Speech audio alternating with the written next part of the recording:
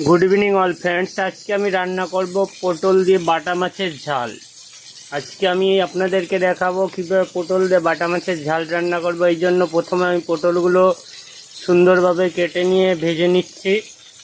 आलू देब पोटल दिए बाटा माछेर झाल, पोटलगुलो भेजे निচ্ছি। এইদিকে আছে আমাদের কুশি, কুশি করে আমরা ভাজা করব, কুশি সেকছি। বাটা মাছের ঝাল করছি পোটল দিয়ে। দেখুন কিভাবে রান্নাটি করতে হয়, সম্পূর্ণ দেখবেন, ভিডিওটি কাটবেন না কেউ। এইভাবে আপনারা পটলগুলিকে সুন্দরভাবে 5 মিনিট ফ্রাই করে নেবেন। ফ্রাই করে নিলে সুন্দর ভাজা হবে। তারপরে পটলগুলিকে আপনি পাল্টি করে দেখবেন পুরোপুরি পুড়ে গেল কিনা। এবার এইগুলো পাল্টি করে দেবেন, দু সাইডে ভালো সুন্দর করে ভাজা করে নেবেন। পটলগুলি ভাজা করলে খেতে টেস্টটা খুব সুন্দর লাগে, এই জন্য আমি পটলগুলিকে ভাজা করে নিলাম। অনেকে পটল ভাজা করে না, দেখতে পাচ্ছেন পটলগুলিকে ঠিক এইভাবেই ভাজা করে নেবেন। পটলগুলি প্রায় ভাজা হয়ে গেছে, দেখতে পাচ্ছেন পটলগুলি পুরোপুরি ভাজা হয়ে গেলে আমি নামিয়ে নেব। এইভাবে পটলগুলি ভাজা করবেন সবাই। বন্ধুরা, যেহেতু আমি সিম্পল রান্না করছি তাই সামান্য কিছু পরিমাণ তেলের মধ্যে জিরেগুলো সোমবাড়া দিয়ে দেবো। আপনারা সবাই জানেন আমি এক সোমবাড়ায় রান্না করি। জিরেগুলো সোমবাড়া দিয়ে আমি আলুগুলো দিয়ে দেবো। আলুগুলো এর সঙ্গে ভেজে নেব।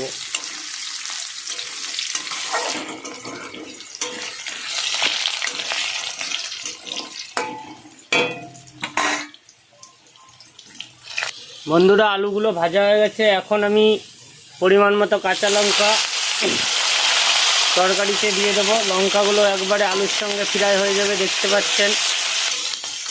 আপনারা যদি চান আপনারা মিক্সার করে লঙ্কা আদা দিতে পারেন। যেহেতু আমরা সিম্পল রান্না করি, লঙ্কা আদা দেবো না, সিম্পলই খুব সুন্দর টেস্ট হবে। এটা সিম্পল রান্না, বাড়িতে বয়স্ক মা বাবা থাকলে পরে এইভাবে রান্না করবেন, কোনো গ্যাসের সম্ভাবনা নেই। এবার তরকারিতে সেই ভাজা পটলগুলো সব ছেড়ে এটাকে আর একটু আমি ফ্রাই করে নেব 2-3 মিনিট।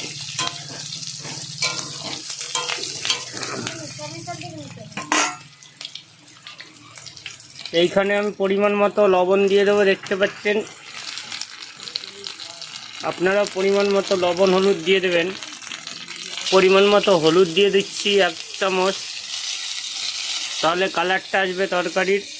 এটাকে আবার সুন্দরভাবে ফ্রাই করে নেব। একটা সাদা মাখা সিম্পল বাটা মাছের পটল ঝাল।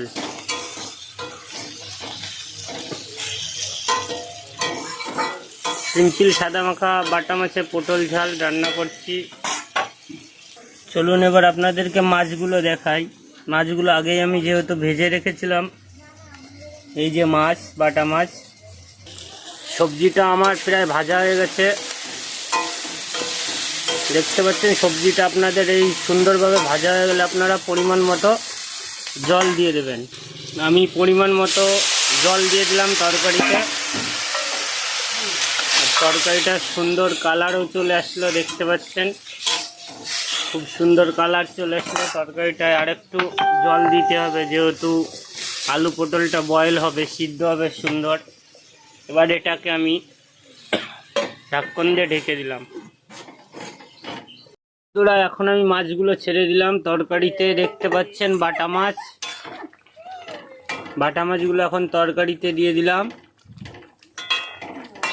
আর খানিকক্ষণ বাটা মাছটাকে ঢেকে দেবো। আবার তরকারিটা হয়ে গেছে, নামিয়ে দেবো। এই জন্য আমি একটু সামান্য পরিমাণ জিরের গুঁড়ো দিয়ে দিচ্ছি তরকারিতে। জিরের গুঁড়োটা দিলে এই সিম্পল তরকারিটা দারুণ স্বাদ হবে। বন্ধুরা, দেখতে পারলে আমার আজকে বাটা পটল মাছের ঝালটা সিম্পলভাবে রান্না করলাম। যদি ভালো লাগে অতি অবশ্যই লাইক কমেন্ট করবেন ভিডিওতে।